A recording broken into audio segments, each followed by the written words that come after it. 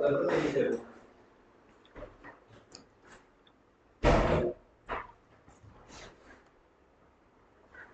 हिंद प्यारे दोस्तों, स्वागत है आपका हमारे इस YouTube platform Manjeet advance classes पर। प्यारे दोस्तों, जैसा आपसे वादा किया था कि भाई आज हम मिलेंगे यूपीएसआई मैथ्स और रीजनिंग दोनों का हमारा सेशन रहेगा, और जिसमें आज जो हमारी क्लास है दोस्तों, ये मैथ्स की क्लास है। यूपीएसआई 2025 आप देख सकते हैं, सिलेबस क्लास। लेकिन आज मैं इसमें सिलेबस के साथ साथ प्यारे दोस्तों आपको बेसिक भी समझाऊंगा, जैसे कि आज हम जो भी चैप्टर स्टार्ट करेंगे उसका बेसिक, और कल हम क्या करेंगे दोस्तों, उसकी प्रैक्टिस, मतलब उसके क्वेश्चन हम स्टार्ट करेंगे। आप अपने नोट्स बनाते चलना, जो भी समझाऊं विद सिलेबस एक एक लिखते चलना कि भाई हम यूपीएसआई के मैथ्स में क्या क्या पढ़ने वाले हैं और किस अंदाज में पढ़ने वाले हैं। ये सब चीजें आज आपके साथ यहाँ पर होने वाली है, समझ में आई ना।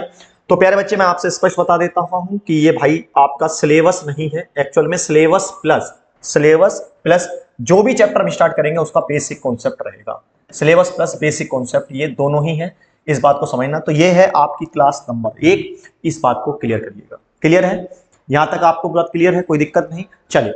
और हाँ यार, देखो शेयर करते रहना है ना, क्योंकि अगर आप शेयर नहीं करेंगे तो कहीं ना कहीं दिक्कत फिर मेरे को भी आएगी, और दिक्कत ये आएगी कि यार मैं तो मेहनत पूरी कर रहा हूं, लेकिन बच्चों को शायद लग रहा है कि भाई मेहनत तमीज से हो नहीं रही है। तो इसलिए प्लीज आप भी शेयर करते रहना, तभी जीवन में थोड़ी अच्छी सी मतलब मजा सा भी आएगा और अच्छा भी लगेगा, इस बात को समझते चलना।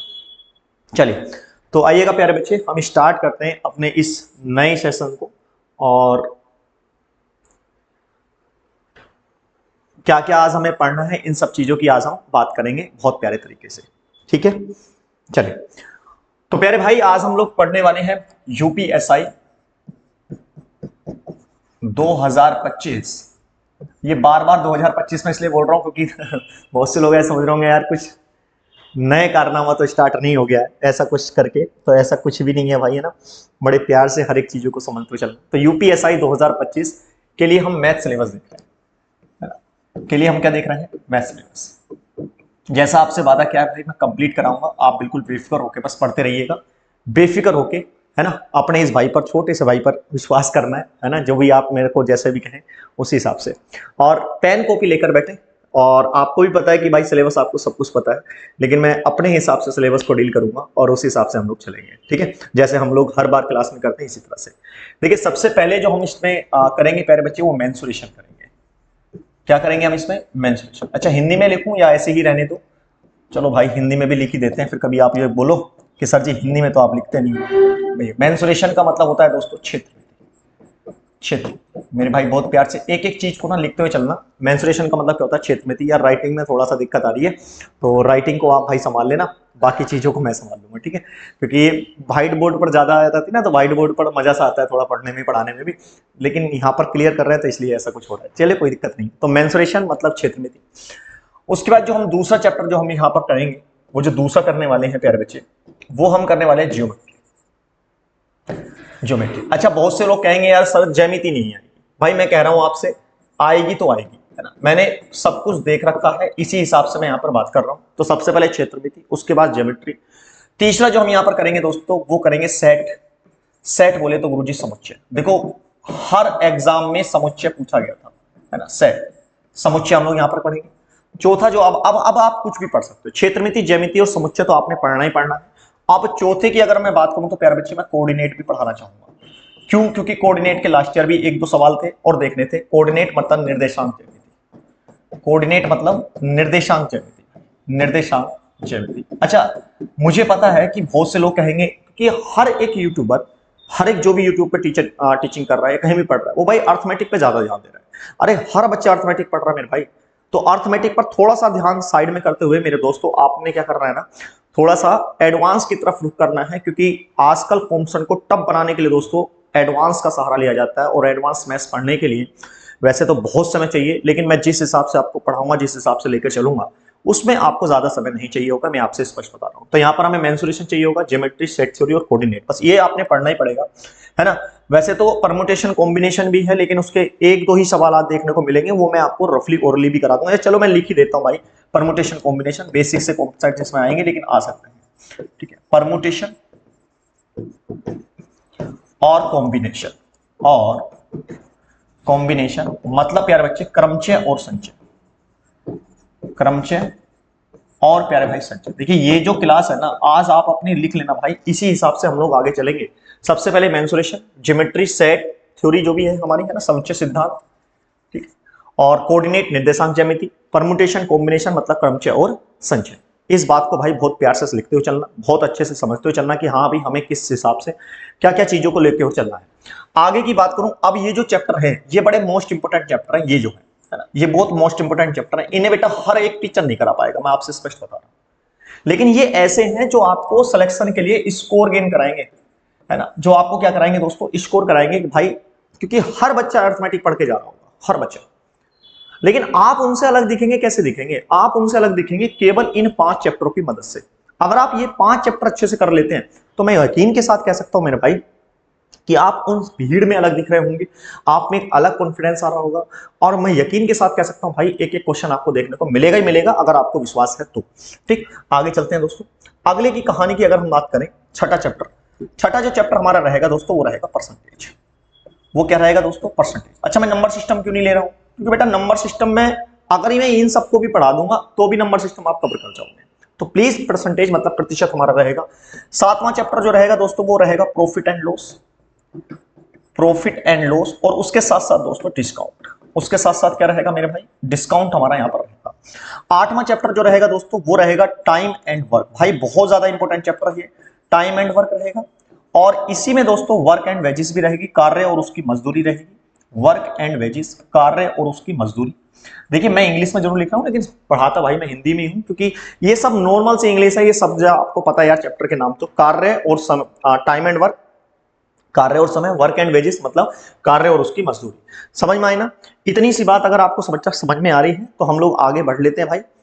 पहले बताओ ये बात समझ में आ रही है आप लोगों को? हाँ, तो आगे की बात कर लेते हैं भाई साहब। ये कौन सा चैप्टर कितने हो गए थे भाई हमारा? यहां तक फिर से समझ लीजिएगा जो हमने अभी तक पढ़ा है बच्चे। देखिए हमने 8 चैप्टर डिस्कस किए हैं, mensuration, geometry, set theory, coordinate, permutation and combination, percentage, profit loss and discount, time and work and wages.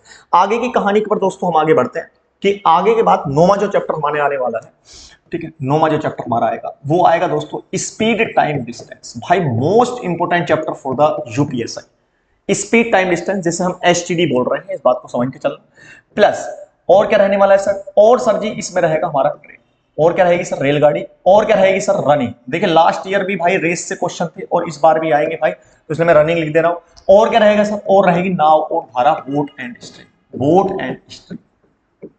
Clear? Boat and stream मतलब नाव और धारा। फिर से समझ लीजिएगा, स्पीड टाइम डिस्टेंस है, ट्रेन है मतलब रेलगाड़ी है, रनिंग मतलब दौड़ भाग कि ये घोड़ा इतने वर्ताकार चक्कर लगाता है, इस टाइप के क्वेश्चन आते हैं, बोट एंड स्ट्रीम नाव और धारा। और अगर हम 10वें चैप्टर की बात करें तो प्यारे भाई हमारे पास जो रहने वाला है वो रहने वाला है सीआई और एसआई, और हाँ सबसे मजे की कहानी इनकी इंस्टॉलमेंट, इनकी इंस्टॉलमेंट मतलब अगर मैं बात करूं किस्त।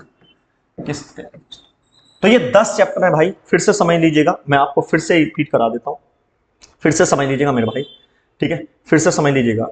ठीक है, ये 10 ही चैप्टर अगर आप पढ़ लोगे बहुत अच्छे से, हाँ वो बात अलग है, क्योंकि अभी बाकी आगे के चैप्टर बचते हैं, एल से बचता है, इससे बचता, वो अभी थोड़े से देर रुक के चलिएगा, मैं जो आपको समझाना चाह रहा हूं उस बात को समझिएगा। बच्चे ये जो चैप्टर है ये मोस्ट इंपोर्टेंट है, 5 के 5 चैप्टर, और ये स्कोर गेनिंग चैप्टर है, ये आपको स्कोर कराएंगे भाई कितना आप बेस्ट कर सकते हैं। 6, 7, 8 जो चैप्टर है, percentage, profit loss and discount, time work and wages, है ना, और फिर भाई speed time distance, train and running and boat and steam, CI SI और इंस्टॉलमेंट मतलब उनकी केस।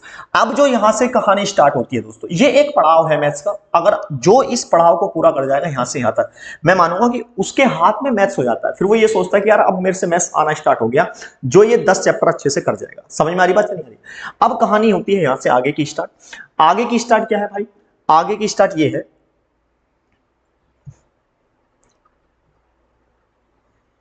एक मिनट दोस्तों, हाँ आगे की कहानी ये है दोस्तों, समझना। अब जो ये 11वां चैप्टर आएगा मेरे भाई, यहां से हम लेंगे नंबर सिस्टम। अब आप कहेंगे सर नंबर सिस्टम क्यों ले रहे हो इस टाइम पर? क्योंकि अब ये अलग मैथ्स है दोस्तों। देखो जिस हिसाब से मैं बांटना चाह रहा हूं ना मैथ्स को, आप उस हिसाब से बटिएगा, बहुत मजा आएगा पढ़ने में, यकीन करिएगा आप मेरा, बहुत ज्यादा मजा आएगा अगर आप इस हिसाब से पढ़ेंगे। नंबर मैं शुरू में भी पढ़ा देता, जब मैं ऑफलाइन बैच पढ़ाता हूं तो सबसे शुरुआत में नंबर सिस्टम से करता हूं, संख्या पत्ती, ठीक है, संख्या पत्ती नंबर सिस्टम। उसके बाद 12वां जो चैप्टर आएगा दोस्तों वो रहेगा भाई सिंप्लीफिकेशन। वो क्या रहेगा? सिंप्लीफिकेशन मतलब सरलीकरण, ठीक है, सिंप्लीफिकेशन बोले तो सरलीकरण। 13वां जो चैप्टर रहेगा भाई वो रहेगा आपकी भिन्न, वो क्या रहेगी आपकी भिन्न, फ्रैक्शन। और क्या रहेगा दोस्तों, भिन्न रहेगी। भिन्न के साथ साथ और क्या रहेगा मेरे भाई, औसत रहेगा, ठीक है ना। या चलो औसत हम अगले उसमें लिखेंगे, इसमें मत, ठीक। भिन्न रहेगी और भिन्न के साथ साथ क्या रहेगा दोस्तों, घात और घातांक रहेगी। घात और घातांक कि निम्न में से कौन सी करनी छोटी है, कौन सी करनी बड़ी है, ये सब सर्ट्स वगैरह जो होती है, घात घातांक और करनी। 13वां 14वां भिन्न मतलब फ्रैक्शन, घात घातांक को बेटा हम सर्ट्स एंड इंडाइसिस भी कहते हैं। घात घातांक करनी को, इंडाइसिस मतलब करनी और सर्ट्स मतलब करनी, और घात घातांक इंडाइसिस हो जाती है। 14वां जो चैप्टर रहेगा दोस्तों वो औसत रहेगा, मतलब एवरेज रहेगा, ठीक है, औसत। और औसत के साथ साथ दोस्तों हमारा क्या रहेगा, एलसीएम और एचसीएफ। एलसीएम और एचसीएफ इसी में एक साथ में इंक्लूड कर रहा हूं, ध्यान रखना। 15वां जो चैप्टर रहेगा मेरे भाई वो रहेगा आपका कौन सा, वो रहेगा दोस्तों अनुपात और समानुपात, मतलब रेशियो एंड प्रोपोर्शन। अनुपात एंड समानुपात, रेशियो एंड प्रोपोर्शन, बहुत प्यार से समझना, अनुपात और समानुपात। उसके बाद जो 16वां चैप्टर रहेगा मेरे भाई वो रहेगा मिक्सचर। वो क्या रहेगा, मिक्सचर एंड पार्टनरशिप, मतलब साझेदारी। पार्टनरशिप एंड साझेदारी मतलब मिश्रण और साझेदारी। और उसके बाद जो 17वां चैप्टर है जिसे हम लेंगे ही लेंगे भैया, वो होगा हमारा डीआई, है ना। ये लास्ट में होगा, जब आप पेपर देने जा रहे होंगे तब मैं आपको डीआई करा के दूंगा। और मैं यकीन के साथ कह सकता हूं सेम डीआई दोस्तों आपको देखने को मिलेगी, आप बिल्कुल बेफिक्र रहिएगा। तो ये है भाई अपना 16 चैप्टर जिसके कि भाई आपने पढ़ना है और बहुत ही प्यारे तरीके से नगमों के साथ पेश करना है। आप देख सकते हैं एक एक चैप्टर को, एक एक प्यारे से चीजों को। भाई साहब यूपीएसआई 2025 मैथ सिलेबस है। सबसे पहले मेंसुरेशन, उसके बाद ज्योमेट्री, उसके बाद सेट थ्योरी, फिर कोऑर्डिनेट, फिर परमुटेशन कॉम्बिनेशन, फिर percentage, profit loss and discount, time work, work and wages, और उसके साथ साथ दोस्तों फिर क्या है, speed time distance, train running, boat and stream, CI SI, instalment किस्त है, नंबर सिस्टम, संख्या पत्ती पढ़ेंगे, फिर सिंप्लीफिकेशन, फिर भिन्न घात घातांक करनी पढ़ेंगे, औसत पढ़ेंगे, और उसके साथ साथ एलसीएम एचसीएफ पढ़ेंगे, अनुपात और समानुपात पढ़ेंगे, मिक्सचर को पढ़ेंगे मतलब मिश्रण को पढ़ेंगे, और दोस्तों किसको पढ़ेंगे, पार्टनरशिप को पढ़ेंगे। इस बात को सामने चलिएगा। पहले बताओ इतनी बात समझ में आ रही है? आप इसका स्क्रीनशॉट ले सकते हैं, अगर लिख रहे हैं तो आप लिख सकते हैं, वीडियो बाद में आराम आराम से देख के कर सकते हैं, जैसा आपको अच्छा लगे भाई उस हिसाब से आप कर सकते हैं। अब यहाँ पर ना कई सारे रुख बदलेंगे, बच्चों के रुख बदलेंगे कि यार ये चैप्टर तो हमारे रेलवे में भी आते हैं। अरे यार मैथ्स एक ही है भाई, अगर आप रेलवे वाला बच्चा है तो आप आराम से उसको पढ़ सकता है। आपको लग रहा है कि भाई ये चीजें मैं रेलवे में भी कवर कर लूंगा, तो भाई बिल्कुल करिएगा, क्योंकि आपका रेलवे का भी एग्जाम है, आपका उत्तर प्रदेश पुलिस का भी एग्जाम है, आपका पेट का भी एग्जाम है, आपका यूपी ट्रिपल एससी का भी एग्जाम है। क्योंकि हम मिडिल क्लास आदमी ना दोस्तों किसी भी फॉर्म को छोड़ते थोड़ी ना है, हर फॉर्म को छोड़ रहे होते हैं, ठीक है। अब दोस्तों खुद बताइएगा, ये आपके पास 17 चैप्टर है, और ये 17 चैप्टर दोस्तों मैं यकीन के साथ कह सकता हूं आपके एग्जाम से पहले पहले आपको विद प्रैक्टिस करा के दूंगा ही दूंगा, है ना। मतलब इसमें मैं प्रैक्टिस ही कराऊंगा, प्रैक्टिस, और नोट्स तो बेटा आप खुद बनाओगे, जो आपको अच्छा लगेगा उसके नोट्स खुद बना लेना कि भैया इसमें अगर ऐसा क्वेश्चन आएगा तो हम ऐसे कर लेंगे, वरना प्रैक्टिस पर मेरा ज्यादा फोकस रहेगा, मैं आपसे स्पष्ट बता दे रहा हूं, ठीक है ना। क्योंकि प्रैक्टिस की ही नीड है आपको भाई, पढ़ते पढ़ते बहुत समय हो गया है ना। जो नया बच्चा है उसके लिए भी बहुत अच्छे से भाई बैच चाहिए और बहुत प्यारे तरीके से पढ़ना। अच्छा एक इंपॉर्टेंट बात और है, जो भी अभी जैसे कि अभी एक खबर आ रही है ना, अभी योगी जी ने अपना एक नया कैलेंडर दिया है कि उसमें उत्तर प्रदेश पुलिस में कांस्टेबल के पद आएंगे, ठीक है, जिसमें फायरमैन वगैरह है ना, ये घुड़सवार वगैरह ये सब होंगे, पीएससी के भी होंगे, सिविल के भी होंगे, है ना, एसएसएफ के भी होंगे। तो उत्तर प्रदेश पुलिस कांस्टेबल वालों सेम सिलेबस है बेटा मैथ्स का, सेम सिलेबस है। अभी से पढ़ोगे तब जाके आप अपना रैंक स्कोर अच्छे से कर पाओगे, मैं आपसे स्पष्ट बता रहा हूँ। कॉम्पिटिशन बहुत ज्यादा टफ हो चुका है, इसलिए आपको बहुत अच्छे से मेहनत करनी है, अच्छे से तरीकों को जानना है, अच्छी चीजों को समझना है। समझ में आ रही बात या नहीं आ रही है? तो ये उत्तर प्रदेश पुलिस कांस्टेबल के लिए भी है, मैं आपसे स्पष्ट बता देता हूँ, ठीक है। चलिए तो अभी हम चीजों को फिसलते हैं। आज हम स्टार्ट करेंगे भाई अपना नया सेशन, बहुत प्यारे तरीके से स्टार्ट करेंगे, टेंशन बिल्कुल लेनी नहीं है, ठीक। तो चलिए आज जो हम स्टार्ट करने वाले हैं, पहले बताओ इतनी बात समझ में आ रही है ना? तो आज जो हम स्टार्ट करने वाले हैं, ये सिलेबस को भाई लिख लेना, मैं भी इसको सेव कर लूंगा और आपको ये सब चीजें कराता हुआ चलूंगा कि भाई इस हिसाब से आज हम मेंसुरेशन कर रहे हैं, आज हम ज्योमेट्री कर रहे हैं, आज हम ये कर रहे हैं, आज हम ये कर रहे हैं। इसी हिसाब से अगर आप मेरे साथ चलोगे तभी जीवन में दोस्तों मजा आएगा, पढ़ने का मजा ही अलग हो जाएगा, ये मैं आपसे स्पष्ट बता रहा हूँ। चलिए तो पहले आपने स्क्रीनशॉट वगैरह ले ही लिया होगा, नहीं लिया तो भाई ले लीजिएगा। आइएगा दोस्तों अब हम स्टार्ट करते हैं। मेरे भाई कौन सा, जल्दी बताओ कौन सा चैप्टर स्टार्ट करना है अब हमें? अब तो आपको पता ही लग गया होगा कि भाई अब हमें क्या स्टार्ट करना है। आज हमें स्टार्ट करना है दोस्तों मेंसुरेशन मतलब क्षेत्रफल। क्लियर है? आज हमें क्या स्टार्ट करना है भाई? मेंसुरेशन स्टार्ट करना है, मैं आपसे स्पष्ट बता देता हूं, ठीक है भाई? अरे हाँ या ना? चलिए तो भाई आज हम मेंसुरेशन को अपना से आराम से स्टार्ट करना स्टार्ट कर देते हैं प्यारे नगमों के साथ। चलिए आइएगा भाई, तो मेंसुरेशन बढ़िया नगमों के साथ स्टार्ट करते हैं। चलिए तो अपने नोट्स बनाते हुए चलना दोस्तों, तो पहला, आज हम केवल बेसिक सी क्लास लेंगे मेंसुरेशन की, कोई इतना नहीं है कि भाई एकदम से बहुत हार्ड चीजें मैं आपको देने लग जाऊंगा कि यार चलो मेंसुरेशन में ऐसा कुछ रहेगा ऐसा कुछ रहेगा, नहीं यार, आज हम बेसिक से समझेंगे। क्योंकि मेंसुरेशन के ना बच्चा जो डर मानता है वो मानता है भाई फॉर्मूलों से, और मैं कहता हूँ फॉर्मूले आपने रटने नहीं है। अरे हमारे होते फॉर्मूले थोड़ी ना रटोगे यार, अच्छे से चीजों को समझना। आइएगा मेंसुरेशन को पहले समझते हैं कि एक्चुअल में ये मेंसुरेशन है क्या, ये किस किस खेत की मूली है ये मेंसुरेशन। आइएगा सर समझना स्टार्ट करते हैं मेंसुरेशन। मेंसुरेशन बोले तो गुरुजी क्षेत्र, बोले तो गुरुजी क्षेत्र। बहुत प्यार से समझना भाई कि मेंसुरेशन क्या होता है, कैसे हम लोग इस पर काम करते हैं, ठीक है। बहुत प्यार से समझना दोस्तों, क्योंकि चीजें आपने बहुत पढ़ी होंगी, एक बार मेरे से पढ़ के देखिएगा, फिर अगर आप ये ना कहो कि हाँ यार कोई तो जनाब हमें मिले हैं जो इस बार 2 स्टार लगवा के ही छोड़ेंगे, आप टेंशन बिल्कुल ना लो। आइएगा दोस्तों, तो मेंसुरेशन देखिए क्षेत्र में अगर आप इसका संधि विच्छेद करेंगे तो दोस्तों 2 चीज निकल के आते हैं, एक एरिया जिसको हम कहते हैं क्षेत्र, एक होता है मिति जिसको हम कहते हैं स्टडी, है ना। मतलब सर क्षेत्र मिति का मतलब होता है ऐसी स्टडी जो एरिया के बारे में होती है, ऐसी स्टडी ऐसा अध्ययन जो किसके बारे में होता है दोस्तों, क्षेत्रफल के बारे में होता है, उसको हम कहते हैं मेरे भाई मेंसुरेशन। समझ में आई बात इतनी सी भाई, ऐसी स्टडी जो एरिया के बारे में होता है उसको हम कहते हैं, क्या कहते हैं दोस्तों, क्षेत्र मिति कहते हैं। मतलब हम केवल इसमें एरिया की ही बात करेंगे और कुछ बात नहीं करेंगे क्षेत्र मिति में, क्लियर है। अब वो एरिया सीएस से होता है, मतलब कर्व सरफेस एरिया हो सकता है, वक्र पृष्ठ क्षेत्रफल हो सकता है, आपका संपूर्ण पृष्ठ क्षेत्रफल हो सकता है, मतलब टीएस से हो सकता है। मतलब घेराव की बात करेंगे, देखिए एरिया का मतलब होता है मेरे भाई घेराव करना। एरिया का मतलब क्या होता है दोस्तों, घेराव करना, किसी भी चीज का घेराव करना, क्लियर है ना, उसको हम एरिया कहते हैं। चलिए, तो सर क्षेत्र मिति में फिर हम लोग एक बात और बता दो सर, जब आपने इतनी बात बता दी कि भाई हमें पढ़ना क्या क्या है सर, क्योंकि हमें यही नहीं समझ में आता था कि भाई किसका हम सीएस से निकालें, किसका हम टीएस से निकालें, सर ये आज तक हमें समझ में नहीं आया। तो मेरे भाई जो क्षेत्र मिति है ये आपके 2 पार्ट्स में डिवाइड होती है, बहुत प्यार से समझना इस चीज को, ये 2 पार्ट्स में डिवाइड होती है। एक होती है दोस्तों 2D फिगर में, एक होती है 2D फिगर में, एक होती है भाई साहब आपकी 3D फिगर में। बहुत प्यार से हर चीज को समझना। मतलब डी का मतलब होता है डायमेंशन, डायमेंशन का मतलब होता है दोस्तों दिशा, डायमेंशन का मतलब क्या होता है दोस्तों, दिशा, है ना भाई साहब। एक होती है आपकी 2D दिशा, मतलब 2V में आकृति, और एक होती है दोस्तों 3V में आकृति। जब भी आप क्षेत्रफल निकाल रहे होते हैं भाई 2 ही आकृतियों का निकालते हैं, या तो आपके पास 2V में आकृति होंगी या आपके पास मेरे भाई कितनी होंगी, 3V में आकृति होंगी। तो ये जो 2D फिगर्स है, इन 2D फिगर्स में क्या होंगी सर, 2 दिशाएं होंगी केवल। जैसे आपने कभी फिजिक्स अगर पढ़ा होगा तो फिजिक्स में सर ने आपको जब वेक्टर पढ़ा रहे होंगे तो आपको ये कहा होगा कि भैया देखो ये अगर x है, ये दोस्तों, या ऐसे कहा होगा कि भैया देखो ये i है, i कैप, ये दोस्तों आपका j कैप है, और ये आपका कौन सा k कैप।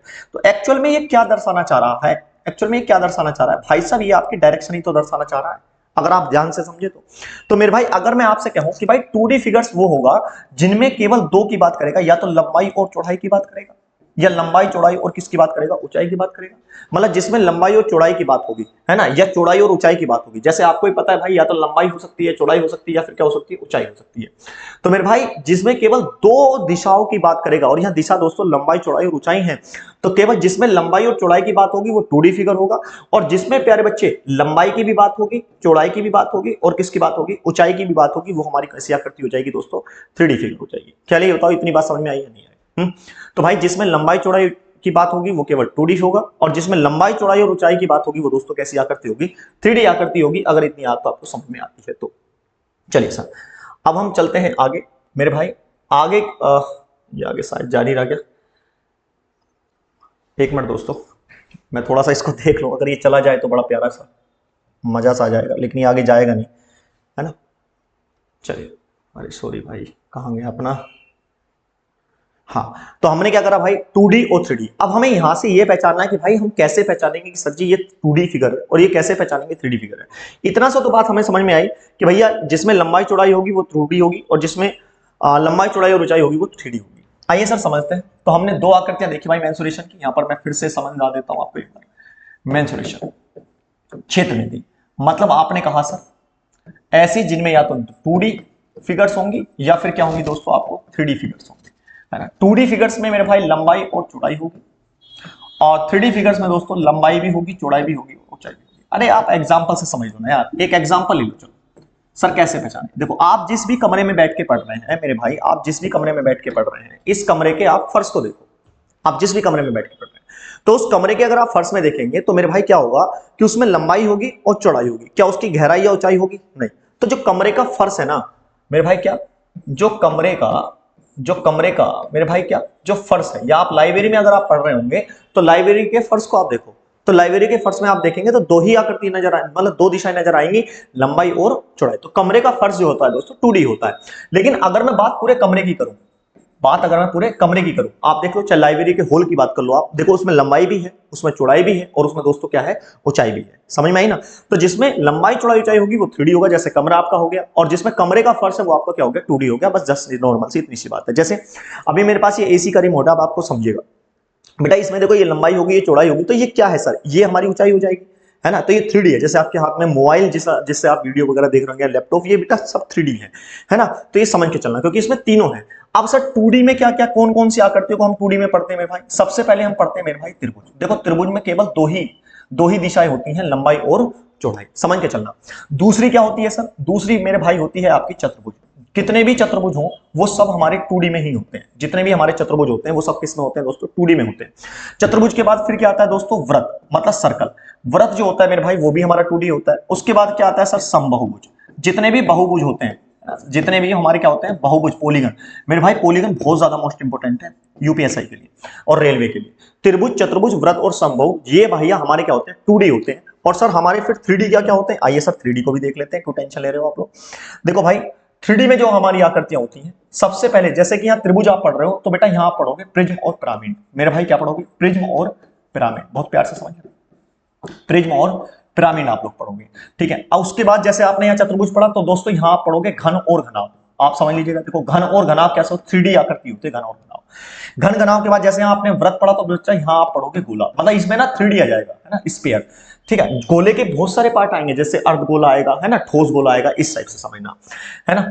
गोले के बाद जैसे आप यहां पर पढ़ोगे, तो दोस्तों यहां पर आप सिलेंडर भी पढ़ोगे, मतलब बेलन भी पढ़ोगे। बेलन के बाद दोस्तों आप क्या पढ़ोगे? शंकु भी पढ़ोगे मेरे भाई, है ना, शंकु। ठीक, शंकु को आप इसमें भी जोड़ सकते हो। शंकु के बाद जैसे यहाँ समबाहुभुज पढ़ा दोस्तों, यहाँ पढ़ोगे आप समचतुष्फलन। क्या पढ़ोगे यहाँ आप? समचतुष्फलन, है ना, ट्रिप समचतुष्फलन, ठीक है, टेट्रागन जिसको हम बोलते हैं। तो ये इस हिसाब से भाई साहब ये 3D के हैं, है ना। ये मेरे भाई किसके हैं? आपके 3D के हैं। ये दोस्तों आपके किसके हैं? 2D के हैं। इन्हें आप समझ लीजिएगा कि मेंसुरेशन में केवल यही आपने पढ़ना है। अब आपको समझ में आ रहा होगा कि यार हाँ चीजें तो बेस्ट है भाई, इसी हिसाब से हमें आगे के लिए चीजों को पढ़ना है। बेटा मजे की कहानी हो जाएगी, यूपीएसआई ना इस बार ना ना क्लियर हो जाए, और मैथ्स की तरफ से आप बिल्कुल बेफिक्र हो जाओ भाई, मैथ्स की तरफ से बिल्कुल बेफिक्र हो जाओ, क्योंकि आपका भाई आपके साथ है, आप टेंशन क्यों नहीं लो यार, है ना। बस आपको क्या करना है मेरे भाई? शेयर करना है, सपोर्ट करना है अपने दोस्त को, है ना। चलिए तो दोस्तों, क्योंकि मैंने आपसे पहले दिन भी कहा था बेटा, ये बैच जो है ना पेड़ पर भारी पड़ने वाला है। जो भी आपने पेड बैच लिए हैं ना, उन पर ना भारी पड़ जाए तो नाम मंजीत नहीं, आप टेंशन ना लो। आप ये नहीं देखना है कि यार इनके व्यूज कमाने, बेटा व्यूज वो लोग कैसे लाते हैं ये खुलासा हो चुका है। ये सब बिकाऊ लोग हैं, इनकी चक्करों में मत पड़ो, ठीक है। हम लोग 40-45 व्यूज, 50 व्यूज, 100 व्यूज आ रहे हैं, हम उनमें खुश है भाई कि हमारा 100 बच्चा है, और उन 100 बच्चों से हम लोग सिलेक्शन ले जाएंगे, आप टेंशन ना लो, ठीक है। भाई एक बात बताओ, ये लाख लाख 1.5 लाख बच्चा पढ़ाते हैं, और उसमें से 10 या 50 सिलेक्शन करा पाते हैं, तो ये सिलेक्शन रेशियो है। मेरे यहाँ 18 बच्चे पढ़ते थे, 18 में से 12-13 का सिलेक्शन हो जाता था, ये सिलेक्शन रेशियो है मेरे भाई, समझ में आई ना। तो सिलेक्शन रेशियो निकालना सीखो पहले तो, लेकिन ये ना इतनी हाइप क्रिएट कर देते हैं कि इस तरह से। चलिए तो ये 2D समझ में आया। अब हम ये समझते हैं कि भाई किन आकृतियों को हम क्या निकाल सकते हैं। दोस्तों देखो, जब हमारे पास लंबाई चौड़ाई होती है, तो ये जो 2D फिगर है ना हमारे पास, ये जो 2D फिगर है, इसका केवल हम दो ही चीज निकाल सकते हैं। सबसे पहले क्षेत्रफल, सबसे पहले क्या निकाल सकते हैं दोस्तों? क्षेत्रफल, मतलब एरिया। इसका हम एरिया फाइंड कर सकते हैं। और क्या फाइंड कर सकते हैं गुरुजी? और दोस्तों इसका पैरामीटर। और क्या फाइंड कर सकते हैं मेरे भाई? इसका पैरामीटर मतलब परिमाप।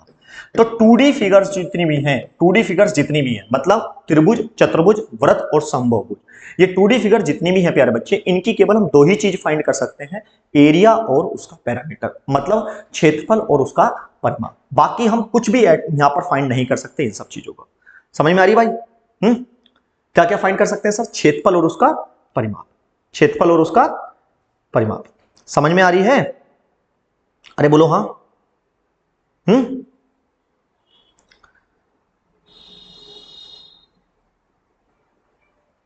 चल, अब दोस्तों हम आगे की कहानी लेते हैं बहुत प्यार से। एक मिनट रुकना बस, है ना, आप एक मिनट रुकना।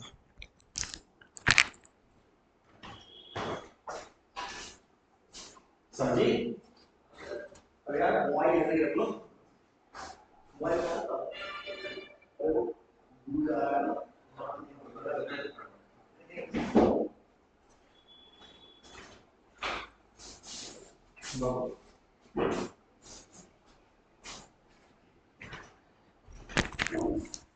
चलिए दोस्त, हो जाता है यार, क्योंकि मुझे लग रहा है ये लैप कर रही थी ना, तो इस वजह से, क्योंकि सब में नेट का ही दिक्कत होती है।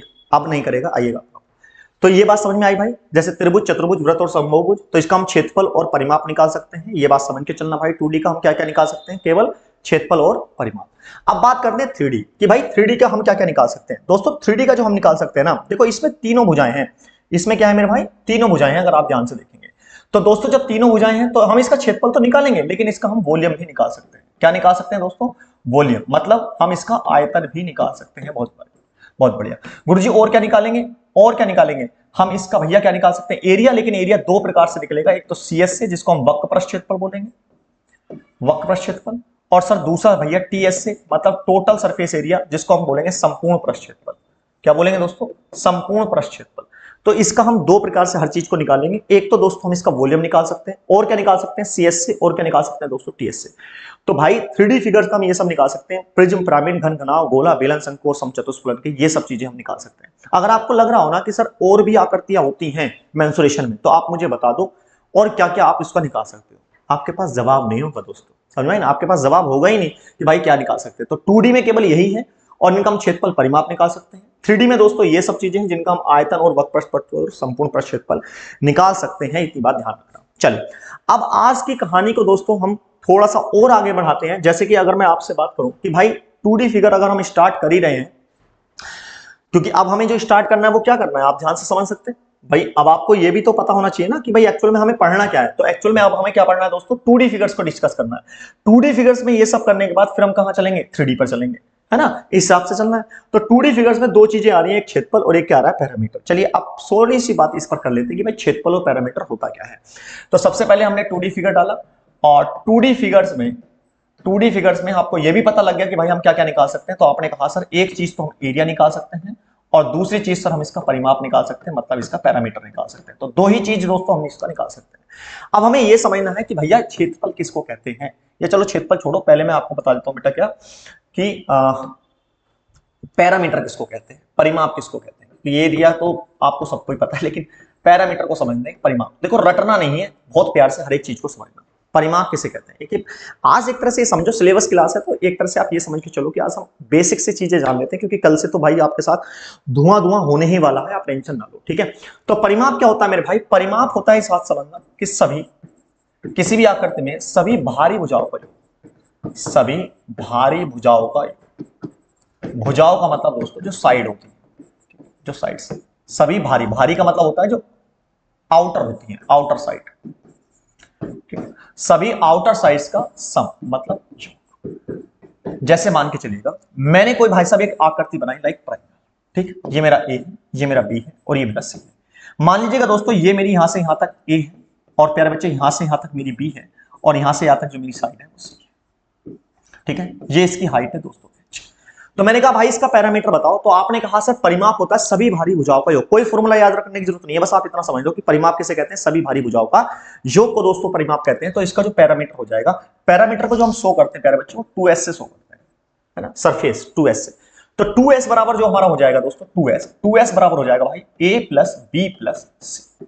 क्या हो जाएगा दोस्तों? a प्लस बी प्लस सी, मतलब सभी भारी भुजाओं का योग। मैंने अभी तो बताया आपसे कि भाई सभी भारी भुजाओं का योग क्या कहलाएगा? आपका पैरामीटर कहलाएगा। ये बात आप बहुत प्यार से जानते हैं। तो सर इसका अर्ध परिमाप क्या हो जाएगा मेरे भाई? इसका अर्ध परिमाप क्या हो जाएगा गुरुजी? अर्ध परिमाप, तो अर्ध परिमाप कुछ नहीं सर, इसका आधा हो जाएगा, मतलब जो भी हमारा a प्लस बी प्लस सी जाएगा उसका आधा हो जाएगा। अर्ध परिमाप को शो करते हैं बेटा s से।